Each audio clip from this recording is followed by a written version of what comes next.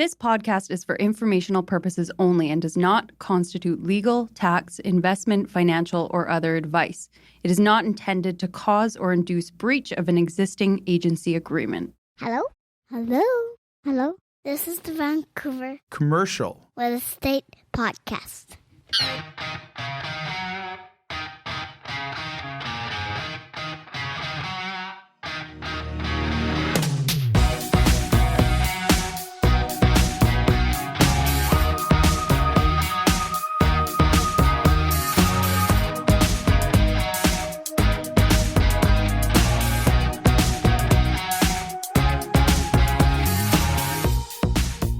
And welcome back to the Vancouver Commercial Real Estate Podcast. I'm Cory Wright. And I'm Melisa Moretti. And Melisa, we have a spectacular show today. It was a tremendous episode. People are going to love this one. Lots of great insight. We have Brad Jones, Senior Vice President of Development for Wesgroup, and a recent 40 Under 40 winner from Business in Vancouver. Oh, wow. We're super lucky to have. I didn't know that. That's incredible. Yeah, no, great episode. People are going to love it. We dig into DCCs and CACs, and we talk about affordability issues and some amazing projects they have coming up. Tons of fun. But tell me, how busy is the real estate market right now? Because I'm hearing a lot of things like it's like multiple offer season out there. Oh my goodness. Yeah. You know what? You're probably hearing conflicting information because it feels that way a little bit every day, right? Every day feels a little bit different. I would say, if you look at the stats, inventory is up quite a bit. Yeah. But from being down on the ground and working with buyers, I still have a lot of buyers looking. So are they hesitant to buy? That's why they're still looking? Or is it just like the product they want is selling so fast? No, I mean, I have a lot of active buyers, I guess I should say. Yeah. But or maybe it's the agent that just can't close a deal. Oh, not the truth. That's not the problem? Okay. Well, got that off the table. The nice thing is that they've got lots to look at, right? Yeah. Which is, it's so different than what we've seen in the past couple of years and in a lot of times in the market, right? So it's good to be able to look around, take your time. And there's not a lot of pressure, I don't think, for buyers right now. Is the sell-through of the new inventory happening, or is it just kind of like inventory stacking on inventory right now? It's just, there's been a bit of an influx this spring, but time of year happens. Absolutely. Absolutely. So I haven't seen you because last week and the week before that, you weren't here. That's right.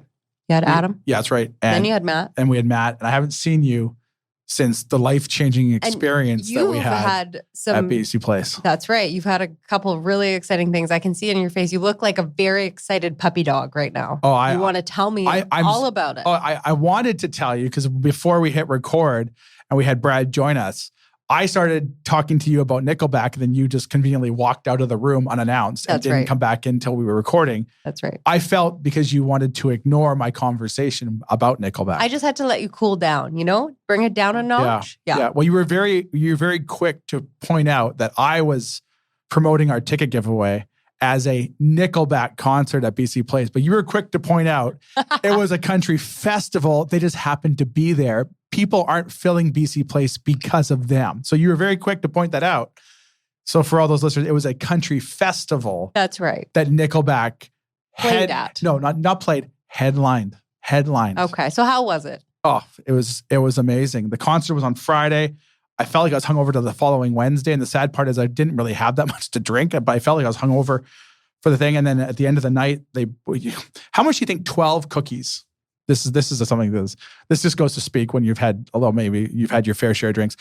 12 cookies. So I love my chocolate chip cookies and ice cream. I will eat it 24/7 if I can, and my waistline shows it. That's why my Peloton's always broken. Okay. So at the end of the night, Nickelback is almost done, and you're kind of like, you know what? I could really go for some chocolate chip cookies. 12 of them. 12 of them. Oh. What do you think 12 chocolate chip cookies cost at BC Place in a box? I'll say we're in a box. You're in a box? You're in a box. So you're going to pay more right there. So what did 12 cookies cost at BC Place in a box? I'm going to say $57. So the number I'm going to give you have to add 12% tax on that and a 20% gratuity. So we're adding 32% to this number, $95. Ooh. $95. So I conveniently leave the box. I'm thinking that's a lot of money. So I'm filling my pockets full of all the cookies that I just paid for. And I go back to my hotel. I'm exhausted. It's like 11:30 right now. I can't go anymore. This is past my bedtime. I wake up the next morning and I forgot all about the cookies. and I go put my hands into my jacket pocket. Sure enough, chocolate chip cookies melted. You did not. Yeah, the chocolate like melted in my pocket. So I put my hand into a mush of $95 chocolate chip cookie dough at that point. But as we all know, after you've had a great night before, what do? I take it out, I eat it. You ate them. I ate it. I was like hungry. Right? I would have done the same. I was hungry. So I was very excited to find out that I had not only one pocket full of chocolate chip cookie dough, but I had 2 pockets full of chocolate chip cookie dough. Wow. What a treat. It was amazing. It was like I could like. You had a great night. Great night. Cookie dough for breakfast. That's right. It was just awesome. Awesome. Well, I'm glad you enjoyed it. It was amazing. I just felt like I wanted to tell you that. You wouldn't let me tell you before, but because we're recording right now, you can't look like a you-know-what on the microphone. That's so right. I could share my thoughts with you now. You look so unimpressed and you look like you're bored, but I wanted to share my thoughts with you. All right. Well, the listeners are happy. I'm there you sure. Go. Happy to hear it. So without further ado, let's get to our interview with Brad Jones, Senior Vice President of Wesgroup Development. All right, let's go. This podcast is presented by Impact Commercial. Impact Commercial, John, Alan, the team over there are fantastic. They've all been on the show. They have, yeah. Friends of the show. Great guys. Wealth of experience. They can help with all your commercial financing needs. Whether it's owner-occupiers, land development funds, commercial investments, or multifamily, these guys got you covered. And they recently obtained their CMHC correspondent lender status. So for all your commercial lending needs, visit them at impactcommercial.ca. That's impactcommercial.ca.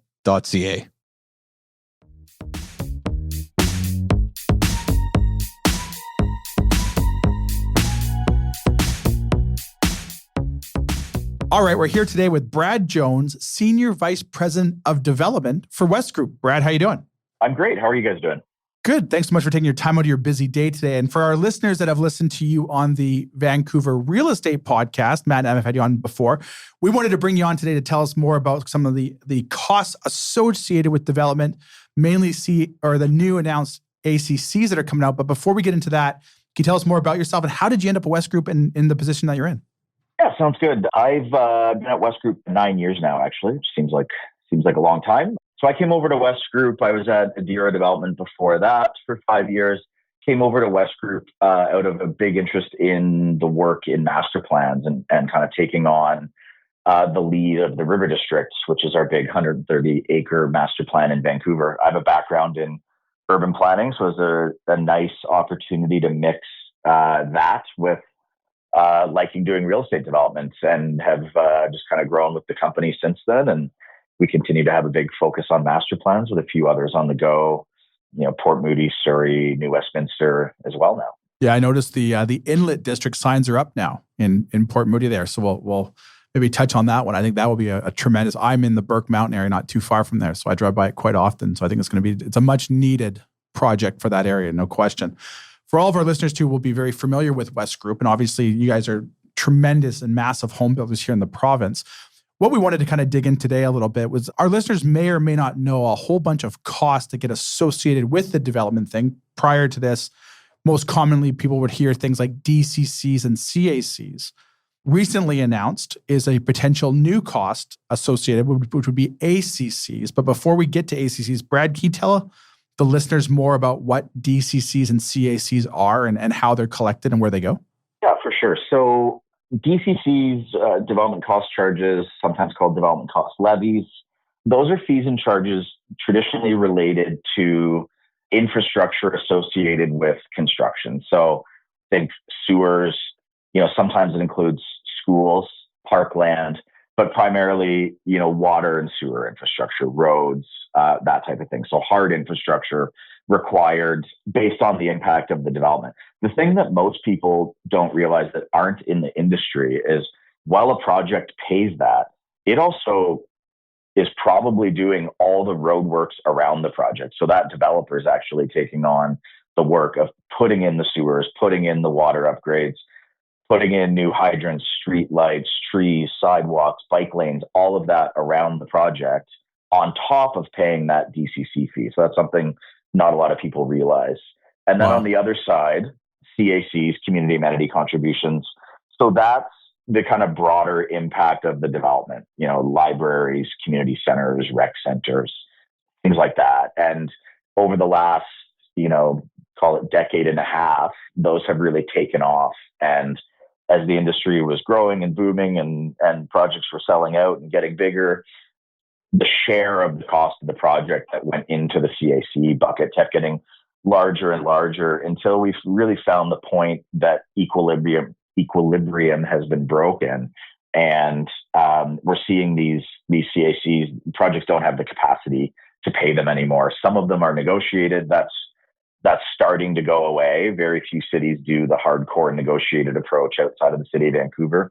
In some cases, many are moving to fixed rates, which is what the province recommends. But the challenge being the economics of most projects now can't pay the fixed rate CACs at all as a result of other fee increases. The biggest one and most recent one being the Metro Vancouver DCC increase, which can cost, I think around $20,000 a unit. And so it's really changing the paradigm of ability for projects to pay. And we have these multiple levels of government fighting for a declining share of the pie. So if I'm a future homeowner buying into a new construction project, the developer is paying these DCCs and CAC fees currently. Those costs are definitely contributing to the overall cost of the project, which thus probably end up on the purchaser's plate when you're paying $1,000, $1,200, $1,500 a foot for a new potential condo or a project or townhouse because of these costs that are being levied by these local municipalities and provincial groups. Absolutely. So right now, today in the city of Vancouver, if you buy a 2-bedroom apartment, okay, 30% of the price of your home is government fees and charges. So, 900 square foot, 2 beds sells for, call it $1.2 million. You're paying $350,000 in direct government fees and charges as part of that purchase price. There's a fallacy in land economics that doesn't really work in the Lower Mainland. And people say always, well, it just comes out of the land. So the developer takes it out of the purchase price of the land. What that theory misses is that there's often other uses that are next down the value chain for the price of that land. So one of the hardest things to beat out the value of in land development is just the value of a single family home. We talked about our Inlet District project in Port Moody. One of the things we really struggled with in that project was actually getting the economics to work to the point that we could pay really above market single family home prices for those 59 single family homes. And there were many points of the project where the amenity asks of the city were taking it to the place that the lots were more valuable as single family homes than they were worth as a master plan mixed use development across the street from a SkyTrain station. Yeah, no kidding, eh? So from a listener's perspective, you mean the challenge is my single family house potentially is worth $2 million. And if you want me to sell to you as a developer, as an assembly group, the pitch to us, typically coming from maybe a real estate agent who's trying to inform the sellers of the value of their land, is instead of me getting $2 million for my house potentially as a single family home to a new single family home buyer, that collectively, if we assemble, we might get paid 20% or 25% or whatever that number looks like above market value because of the future density that the developer can bring in. But with what you're saying is because of all these potential costs that are coming on to the developer now, that lot might be worth more as a single family house than as an assembly to a developer, which can create more housing. And in this case, next to a SkyTrain. Exactly. So what it's doing is it's making projects harder to get off the ground, harder to finance. They require more equity. And there's not a whole bunch more capital coming into the housing market right now because the returns aren't there. And capital seeks returns. So the big pension funds, the REITs, et cetera, aren't investing in housing as much because you can go to your bank and get a savings rate for nearly what you get on it as an annualized return on a project. Yeah. So housing's just not an attractive investment anymore. And projects are just going to sit on the shelf because you can't make that competition work to take the land down. So to make things even more unaffordable now, we've come out and we've talked about a new potential charge to be passed on, which are ACCs. And I know the regulations haven't been set in stone just yet, but what are ACCs? Yeah, it's a great question, and I think we're all still trying to figure that out. So the ACCs fell out of the big housing policy changes that came out of the NDP government in November. And so kind of fell into three buckets: residential small lot development, development finance, where ACCs fell under, and then the transit-oriented development policy, which has probably got the most attention. So in the development finance piece of this, they've made a few changes. I'll actually touch on what they changed in DCCs first, because please. That's not getting a ton of attention, but they've actually expanded what can be captured in DCCs. And so I think we're going to see those go up fairly substantially as well based on this expansion. So it now includes a broader allowance to charge out highway construction and new interchanges and things like that. I'm not sure the scope of that. I don't think anyone is. So I'm not sure what the impact of that's going to be, but it also now includes the costs and capital for fire halls, police stations, and garbage and recycling facilities. Okay. So they've expanded what's able to be captured in DCCs. So naturally, we're going to see those go up based on the new policy. And then the ACCs, I was quite excited, to be honest, when the announcements came out, that this was going to be the CAC reform the industry's been talking about for a long time. And since that time, I think it's been kind of whittled away. So ACCs are amenity cost charges, and similar to CACs, really a tool to collect funds for amenities to support, the impacts of new development, people, kids, etc. So community centers, libraries, daycares, senior centers, rec facilities, public squares, that type of stuff.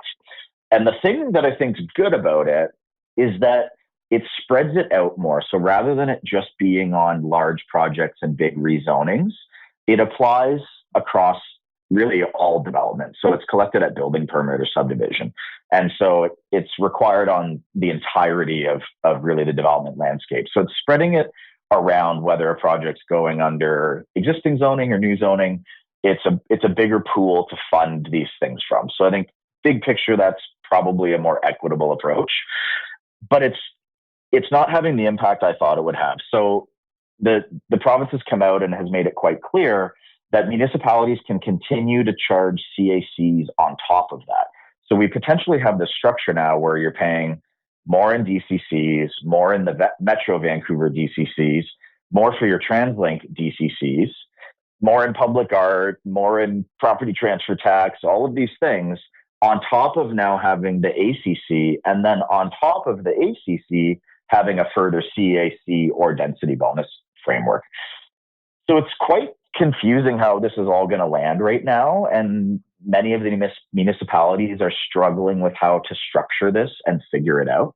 So when you're looking at it from when the local municipalities are screaming at unaffordability issues in the housing market there, they should almost be looking in the mirror is what we're kind of getting to with all these costs. And it seems like this is maybe a very archaic way potentially of doing it. Is there a better way that, whether it be from a federal level or a provincial level or a municipal level, that we could look at trying to capture these costs, but in a better way and maybe not levying the homeowners, the developer, thus the homeowner, through all these, acronyms?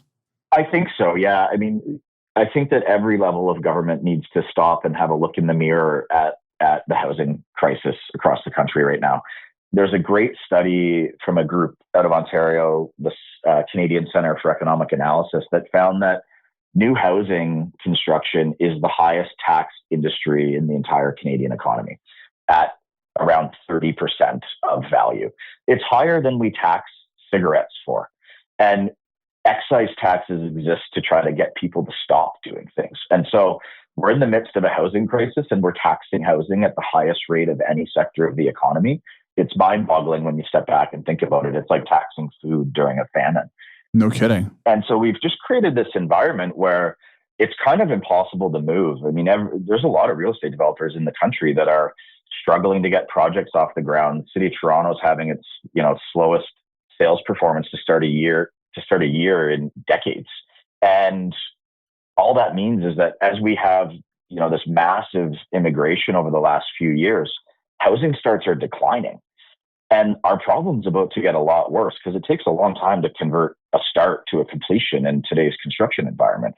And so we haven't even seen the beginnings of the next few years of the housing crisis as a result of starts falling because the economics don't work. And to your question, yeah, I think it's time for a new way of really funding growth, really in the major markets of Canada, because the majority of population growth moves to a few markets in the country. They face the most growth pressure. And yet the only way we deliver infrastructure is effectively by home buyers paying 30% tax on their purchases. And don't forget, even in a rental development, those same charges get paid. And so that gets factored into rent as well, because if the project doesn't work, it doesn't get built. So I think we're at a place where levels of government really need to start looking at the way that we're funding these things. There should be a broader infrastructure bank for this type of work. I think the feds need to play a much, much larger role in this. If a major part of our economic strategy is population growth requires housing, and housing requires infrastructure.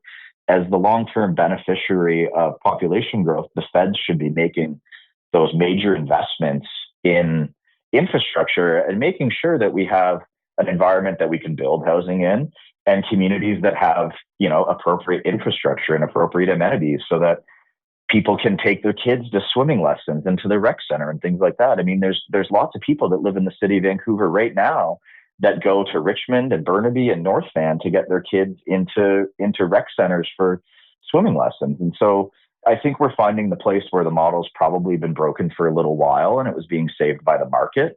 And it's evident that it's not working now. Is there a way, do you see in the future, that maybe looking to put this into a federal level? Like, is there lobbyists out there that are trying to push this more into a federal level, with them being the beneficiaries, like through income tax and stuff like that? Is that getting traction at all? The conversation's starting, and we're starting to see it.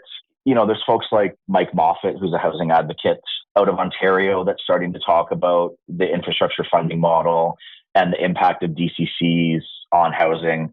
I think the city of Ottawa right now is looking at a maybe doubling of some of their rates, including charging projects that are downtown for road widenings out in the suburbs, which just makes no sense at all as a growth funding model.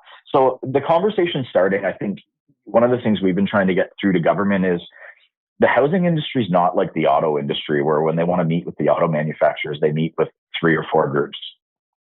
The housing industry has thousands of actors, and it's a very competitive model where no one really has enough market share to do anything to the market, and there's not really one group to talk to. And it's also fundamentally complicated. Every home builder developer is a little bit different, and their capital stack's different, and the way they finance is a little bit different. So it's a really hard industry for them to interact with as well. But the biggest thing we keep saying to them is just call and talk to us, engage with us, because these issues are really complicated. And I don't think most of the time the way it's working is the way it's intended to work. But being such a fragmented industry and having so many different groups with different conditions across the country, it's really hard to carte blanche it without talking to all of the groups. Well, I can say this because I'm not a developer, and that way I can't be held, to hopefully hold me back from anything because of this. But it seems like, if I almost feel like various levels of government, I don't want to say intimidated is the right word, but if they just had an open door policy to have the development community come forward and say, this is what our challenges are, how can we streamline this to make it a better problem? The NDP, and maybe going back to Liberals before that, were blaming foreign buyers was why our market was going so wrong. Yet the development community has been screaming for years, it's a supply and demand issue. And we then tax foreign buyers and we don't allow foreign buyers, only to find out during COVID, when there was no foreign buyers to speak of, the market went crazy hot. And all of a sudden the NDP said, hey, I think we figured it out. I think it's a supply issue. It seems like if the various levels of government would just open that door and have these open conversations, it feels like this stuff could kind of get expedited a little bit faster than it has, versus shutting the door and trying to figure it out behind closed doors. Am I correct in assuming that? Because obviously you're on the developer side. Are you guys finding that as well? Yeah, absolutely. I mean, I think, big picture, in the first few years of the NDP being in power, I think you have to give them credit for probably being the most engaged with industry as a government has been on housing. And I think in the fullness of time, the new provincial housing bills, we're going to look back at them and I think they're going to be copied across the country. I think long-term, they're going to be quite successful. But there's a lot of pain in the next year or two of figuring them out and trying to understand the impacts, because it's a paradigm shift in the way that every local municipality operates. And we're in this period of almost pause right now as everyone tries to figure out how to move projects ahead. And can I, does this go to council right now, or should I wait until the new regulations come in? And when the new regulations come in, what are my fees going to be? I don't know how anyone's underwriting a property right now, because you honestly just don't know what your cost is going to be. But absolutely, we had this period of 10 plus years where everyone wanted to find the easy answer to the housing crisis. And I think politics have a lot to do with that. I don't think many communities wanted to hear the answer that we've been undersupplying housing in this country for decades. But that's the truth. We've delivered a pretty consistent amount of housing, regardless of population growth. And it's created this ongoing amount of housing need that grows every year, and it continues to grow as housing starts fall. I mean, CMHC came out with the report, I think in 2022, that said we needed to build another 3.5 million homes on top of what we already build by 2030 to achieve any kind of, return to previous levels of affordability. And since then, the market's gotten worse. Fees and charges have increased out of control, like multiples above inflation. Property taxes across the country are 10+% increases year over year. And we're just seeing this problem get worse and worse and worse. And we tried to do every possible thing but expand supply. We tried banning people, taxing people, and the industry said for a long time, you cannot tax your way to affordability. And I think the new moniker in this country is you can't tax your way into prosperity. And the only thing that's going to work to build more housing supply is to find ways to build more housing supply. And a lot of the time we need government to facilitate and advocate with this industry to do that. And there's success models. Look at CMHC's RCFI program. It created the most fruitful generation of rental housing development that we've seen since the 1960s and 1970s, and brought thousands of units into the rental market, hugely successful. Wesgroup's done a number of projects under that program, and that should be expanded on. And it's a government program that they get paid interest. They get paid back for that. And the comparison we've been making, trying to make anyone that will listen to us in the government, is let's look at what they do with other industries. So I think our country gave out $359 billion during the COVID crisis. Needed to do that. There's $83 billion in clean tech tax credits that exist in this country.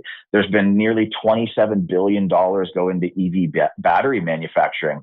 But housing is getting repayable loans. And look how successful that was. So more money should be going into that. But when you look at it as an industry and you compare it to what they've done to bring Volkswagen and a battery plant in, I think at $5 million per job, they should be doing a similar scale on housing, and that's not happening. This industry doesn't get tax credits. It doesn't get, I believe the video game sector gets tax credits for employing people. And none of those things exist for the housing sector. And it's a massive part of our economy and employs a ton of people, particularly in this province. I was talking with a developer the other day, and I'll never use their name, and they said the political challenges in this province are almost starting to surpass the geographical challenges we have in developing, where just things are getting roadblocked and new regulations and, almost one step forward, two steps back, trying to figure it out after it's been implemented. And I think there's a lot of change that has to happen to get this thing back on the road. It feels like, especially with record-setting immigration numbers coming into this country. Yeah, I think, using my own time as an example, I put at least an equal amount of time into working with government on policy and reacting to policy as I do actually participating in our real estate development business. There's been long periods of time where I'm just not in the business. I'm just working on policy. And that's great. And it's great to be at the table, but it shouldn't be something we're spending half of our time on. And I think if we look at housing like we look at manufacturing, we're one of the largest builders in the province. And in the last 10 years, I don't think we've built two projects under the same code, be it building code, structural code, energy step code, all of the various ones combined. For all of the building we've done, every one has been a combination of different series of codes. And so how are we supposed to get to any level of efficiency when every project we build has to have a different wall assembly, different type of windows, different type of mechanical system? the industry is constantly reacting to new policy, new change. We're dealing with another brand new building code, new accessibility code coming in, new structural code coming in, ongoing changes to the energy step code. This would be like Ford having to redesign and get the F-150 re-safety certified every 200 trucks they produce. It would just never happen. But the housing industry, it's happening project by project by project. We have this ongoing change to policy, changes the way we work, changes the way the approvals happen. And every single one of them makes sense in isolation. Should we be building more efficient buildings? Yes. Should we have a more advanced structural code? Yes. But no one ever puts them all together and says, does this actually make sense? To your point there, is Westbuild being one of the largest builders in this province, what are your thoughts on the market right now? Is there, from a project standpoint, is there things kind of getting stalled a little bit? Are you guys still fast forwarding everything, knowing that where the construction costs are, where the financing costs are, and the development world's probably obviously very challenged by a lot of this? Like, how's Wesgroup looking at the current environment for developing right now? Great question. So we look pretty long term, and I think one of the things we've learned over the last number of years is the market's very fickle. And when it's on, and then it turns off, and you don't know when it turns back on again. So our approach is to get everything ready so that we can be nimble and we can react. And so I would say we're in that mode right now where we're advancing a lot of things to have them ready and trying to find the things that work. It is really challenging. There's, I think, more than ever, boardrooms in this city are having conversations about, can we get this project financed? We don't have enough pre-sales to meet our REDMA pre-sale test and get a bank to finance it because we only have 12 months to pre-sell projects in this province. And the costs are higher and the projects require more equity. And one of the biggest challenges is if you don't move ahead on that project, your building permit might expire. And then when your building permit expires, you're subject to the new fees and charges that went up 20%. And you've got to redesign your project because the energy code changed. And so now you have to go back to the drawing board, start all your drawings over again. And you end up in this spin cycle of, if I don't move forward, then I'm subject to $3, $4, $5, $6 million more costs next year. And every boardroom in the city is having that conversation right now where you can't make the numbers work. You would lose money on the project if you lower your prices. And so how do I make this project go ahead? Because next year it gets even worse. So I would say we're pretty cautious about the market right now. I mean, big picture, we're optimistic about Canada and British Columbia based on population growth being a great place to live. It's quite stable globally by comparison. But short term, it's really hard to make anything work right now. So it feels like we work 10 times as hard for, a lot less to move ahead. And we're constantly having to react and try to adapt. And, can we convert this into rental, and can it be a CMHC project? Or maybe that's not going to work. The details aren't clear on the new program. Not sure how much funding there's going to be. We got to go back and look at it as condos. So it's this period where it's pretty tumultuous. Things change every week.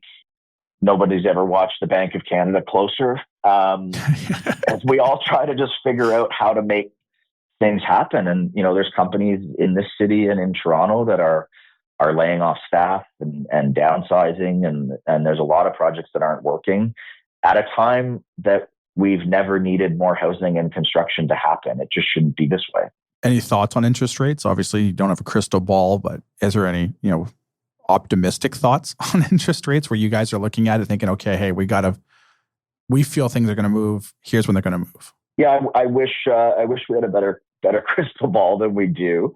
I think everything you read has a bit of a different take. There was, some positive news on the job growth front that came out today, which is positive for the Canadian economy, but maybe we'll give the Bank of Canada pause that there hasn't been enough pain yet. That'd be unfortunate, but it's a moving target. And I think, what we've seen all the analysts and all the banks move out their projections for rate cuts. If there are going to be rate cuts, they're going to be small and slow. It seems to be the conclusion.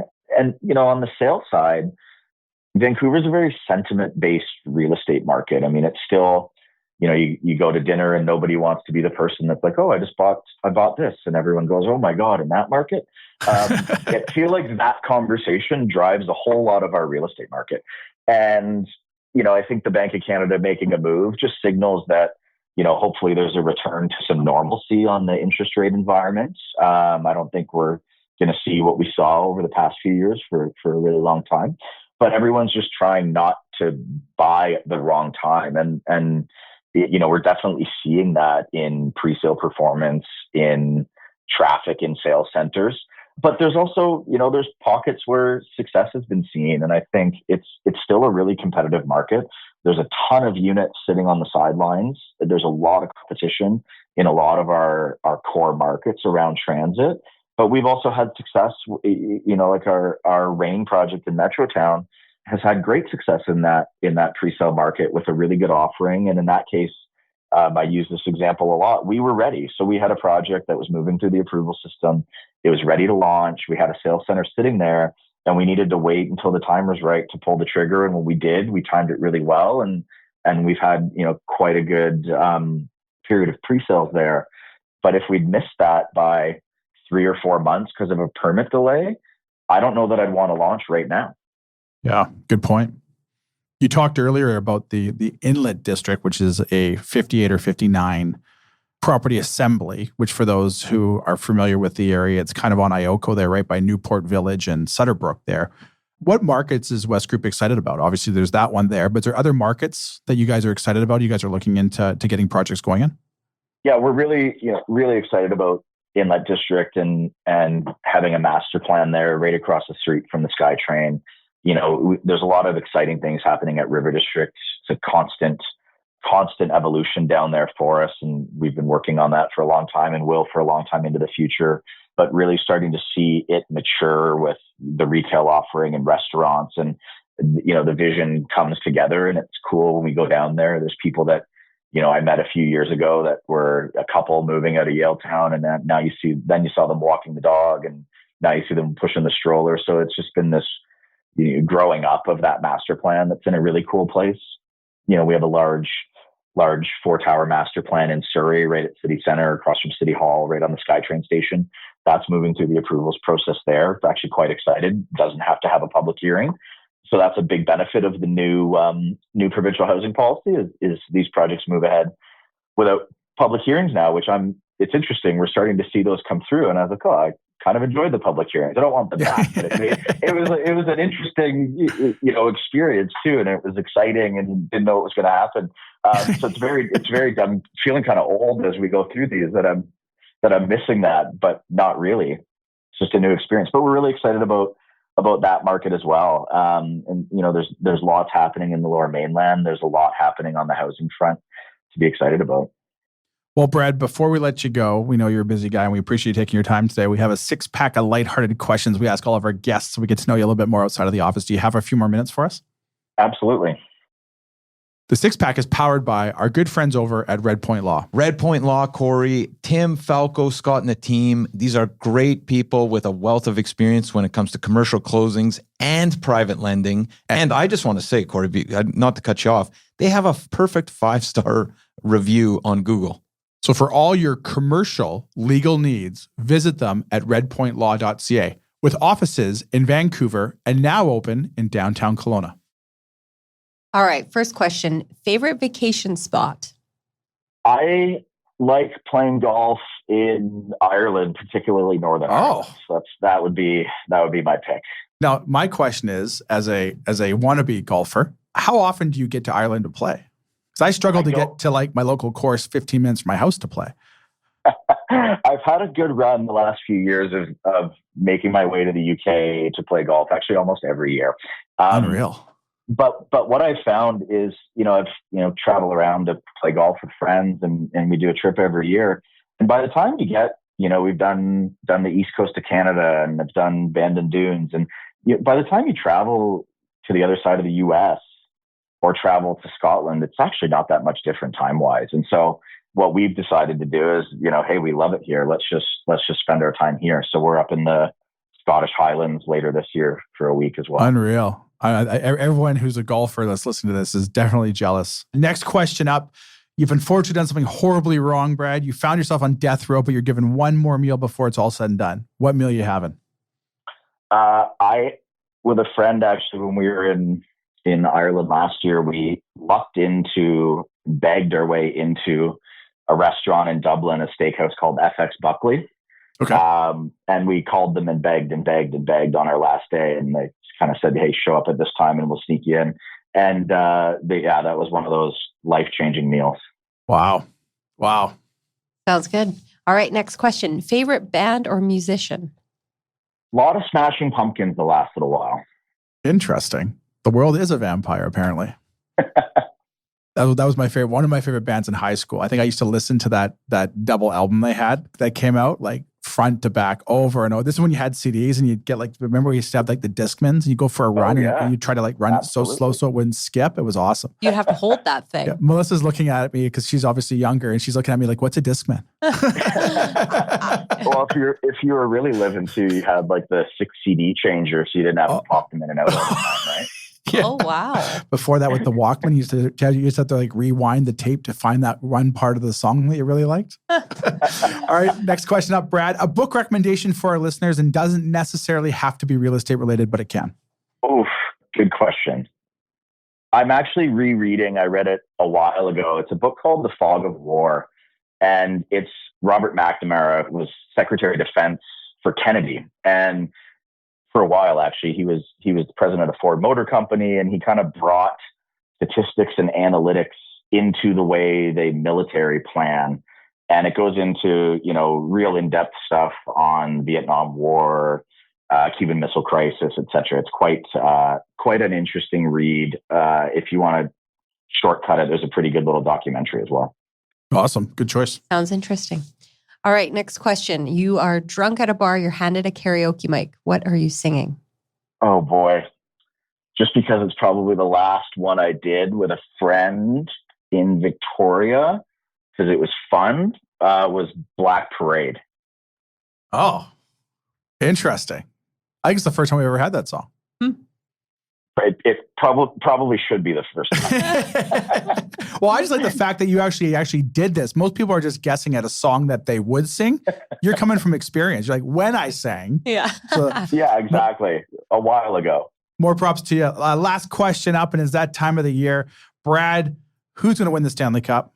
Had a lot of fun at the Canucks game the other day, the big comeback. Amazing. That was awesome. I got a feeling about the Rangers. I don't think a lot of people can argue with that either. They're up 3-0 now against Carolina, and they're looking pretty good. I don't think they've lost a game yet, have they? They haven't lost a game, and they're giving up. I mean, maybe this isn't a good thing. They're giving up like 40-plus shots a game, and Shesterkin's dominating. So yeah, that's half the battle. Half the battle is staying healthy and having a hot goalie. I'm going to ask you a bonus 7th question here. Are the Green Bay Packers going to win the Super Bowl this year? No, quite comfortably, I think. So a little birdie told me that you are, now again, is it a partner? Is it a shareholder? Is it a stakeholder? But you've got some ownership in the Green Bay Packers. I do. I certainly wouldn't call it a partnership. Okay. How does one even become a shareholder of the Green Bay Packers? First off. So they're community owned. I think they've done 6 or 7 share sales in their history to raise money. Okay. They've only done 1 or 2 available to Canada. So I want to say I bought into it about 10 years ago. I think it was $300, and it gives you the pleasure of getting invited to the annual general meeting and never collecting a cent of dividends in your life. So it's not been my best or worst investment, I guess. But do you get the really cool share cert that you can frame and then put it on the sports wall at home when the guys are over? I do. Yeah, I do. I do have that. I think it's been relegated to the garage, but it still exists. Now, were you a Green Bay Packer fan before this, or when the opportunity came, you became a Green Bay Packer fan now that you're an owner? No, I was Brett Favre stole my heart as a kid. So okay. Yeah. Amazing. Well, Brad, thank you so much for taking the time. How can people find out more about the amazing work that you're doing over at Wesgroup and all your exciting projects? Yeah, just look us up. Wesgroup, wesgroup.ca. I think that's right. Let me actually check. It's okay. People ask me for my phone number and I can't give it to them. I'm like, I don't call myself. Yeah, exactly. Wesgroup.ca. Follow us on LinkedIn. Follow us on social. We try to talk about what we're doing. But lots of exciting things happening and things in the works. And we've got a great and growing team over here that we're really excited about. Well, someone told me this about probably 3 or 4 weeks ago when I knew we were going to have you on. I've been waiting to say this. I was talking to someone and the River District came up and I referred to it as a master plan. And this individual stopped me and said, no, it's a masterpiece. So I've been sitting on that this whole episode here, but they're referencing just how well the whole project has come together over the timeline and all of that stuff. And they're referring to it as like that's exhibit A for what people should look at when they're trying to build a master plan community. So kudos to you guys. Thanks very much. That's always great to hear. Excellent. Thanks so much for your time, Brad. We appreciate it. Thanks, Brad. Take care. Thanks Bye-bye. very much.